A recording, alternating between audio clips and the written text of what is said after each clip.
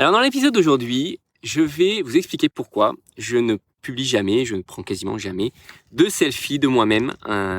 Et finalement, quelle est un petit peu la psychologie derrière, la philosophie que j'en retiens et pourquoi je le fais pas. Il y a un vrai fondement derrière, je vais vous expliquer pourquoi.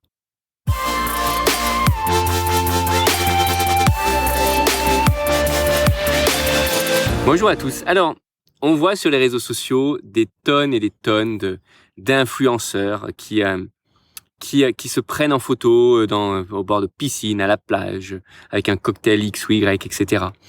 Et en fait, alors c'est quelque chose que je ne fais absolument pas. Peut-être parce que j'estime avoir une certaine humilité. Et puis parce que je n'en vois pas l'intérêt.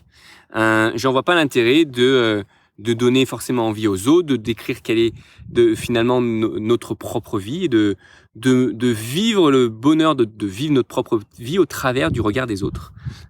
Pour moi, je n'ai pas besoin de ça. Et en fait, je pense, pas besoin de partager notre vie pour l'apprécier.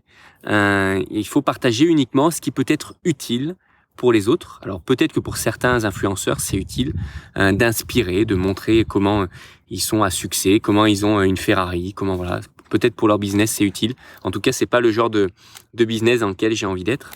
Et tu vois, vous voyez, à contrario, j'aime pas du tout shooter de selfies tout seul. Par contre, j'aime beaucoup prendre des photos de personnes que je rencontre, parce que pour le coup, quand on est deux en mode selfie, là, ça a beaucoup plus de sens.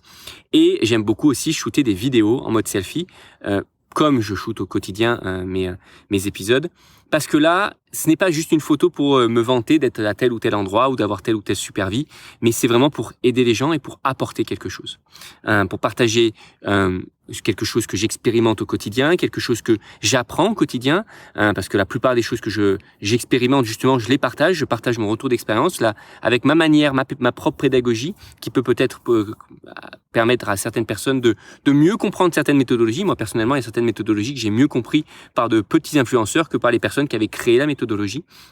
Donc il y a vraiment pas mal de choses qui sont utiles, et parler en mode selfie avec un téléphone à quelqu'un, c'est comme si on était côte à côte, c'est comme si on se parlait, c'est comme c'est comme si on était ensemble à l'instant même où vous êtes en train d'écouter ça, et c'est juste génial.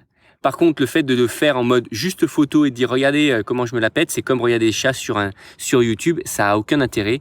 Personnellement, j'en regarde pas, même si ça peut être divertissant, ça m'apporte pas. Du moins, je n'ai pas besoin de ce que ça pourrait m'apporter.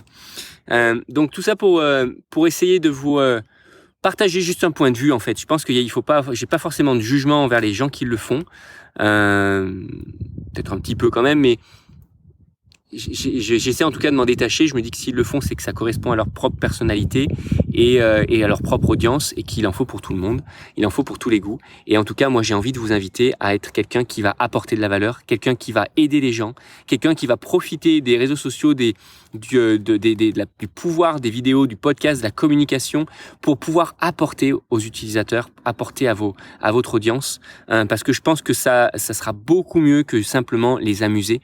L'amusement, on en a plein, on en a partout, il suffit de regarder la télé, c'est complètement nul.